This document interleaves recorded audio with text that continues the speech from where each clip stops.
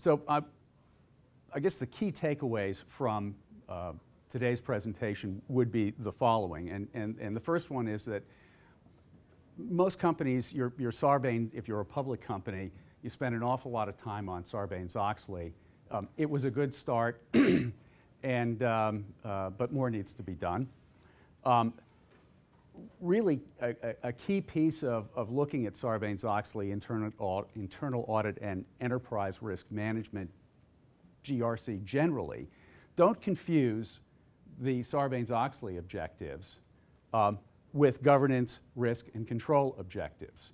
In other words, don't make the mistake that your auditors did, because the two are related, but they're not the same. Beyond Sarbanes-Oxley, there are plenty of opportunities for any company, whether you're public or private, to implement controls that manage risk more effectively and that optimize your costs. In other words, set the costs for that risk management at the appropriate level, where you're managing to risks that are explicit, and you're going through this in a well-defined process, an explicit process.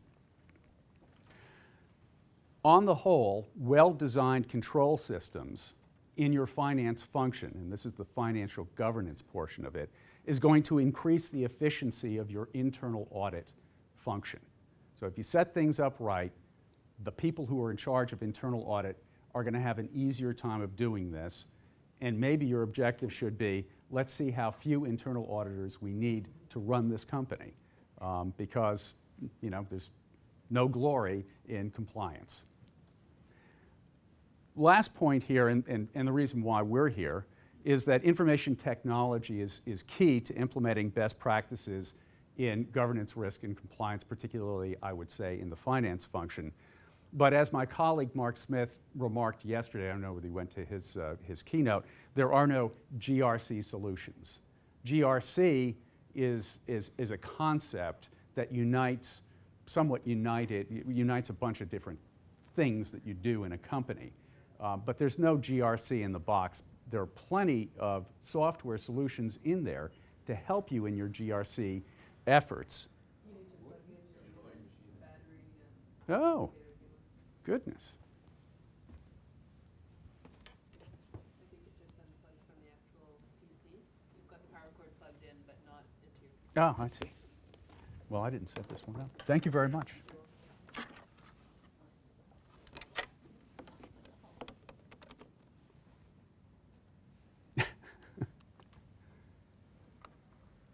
Well, it's always something. Okay.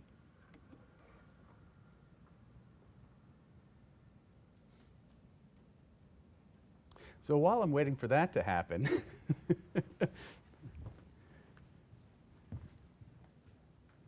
I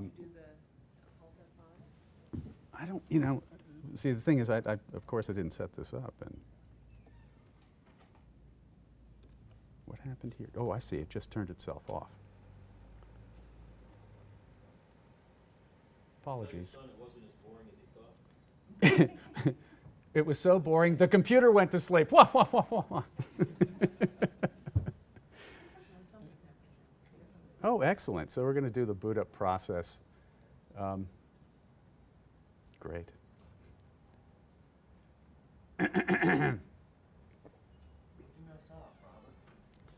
Somebody unplugged the unit. Now it's booting up. Okay, we'll keep talking. I'll cover it. Yeah. You want to take care of that? Good. So let me try to run ahead on what's in here. Sarbanes-Oxley, as we all recall, was an attempt to address a lot of financial fraud disasters that had occurred in the wake of the dot-com bust. And Sarbanes-Oxley, like a lot of hastily pulled together legislation, fit into the mold of act in haste and repent at leisure, and the road to hell is paved with good intentions. One of the key things that went wrong in this process, from my perspective, was this confusion of what were we trying to do with Sarbanes-Oxley, which is to prevent fraud in financial statements, specifically to external shareholders and bondholders, with the whole notion of financial governance. And the two, of course, have a lot to do with each other, but the fact that you don't control your T&E expense all that well, and the materiality of your business credit process, doesn't have a lot to do with what's going on in your financial statements. You could argue, yes, there is a potential connection there, and that is exactly what was driving people. Oh, something goes wrong, I'm going to get blamed, right? So let's boil the ocean. No, that isn't what was intended, and whoops. Well, let's go back. Whoops. Yeah, here we go. No, I think no, I need to go back. Yeah. Well, you're getting a preview here. There we go. There we go. Whoop. There we go. Okay, so just, I'm sure you've heard this in a million different ways, a million different times, but starting off here, governance, as we all know, is granting power to control business actions. Risk is identifying, assessing, assigning priorities, potentially unfavorable outcomes. So those outcomes, when you start to get into a risk management discipline, are either hazard, which are things that have a completely negative impact, and other kinds of risks that are part of your overall business environment. It's important when you start to try to manage risks that you identify these things as different. Hazard is that the silo is going to burn down on the farm. The risk is that the price of corn is going to be lower than it is today when I go to market with it. The first one I buy insurance, the second one I'm going to hedge my position using financial futures. So different things, you need to manage that.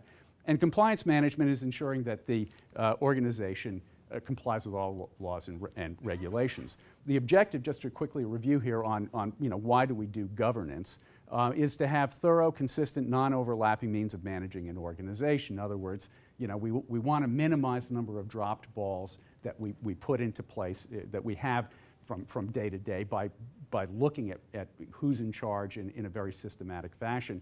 And we really kind of want to avoid turf wars where people are fighting over who's in charge of what.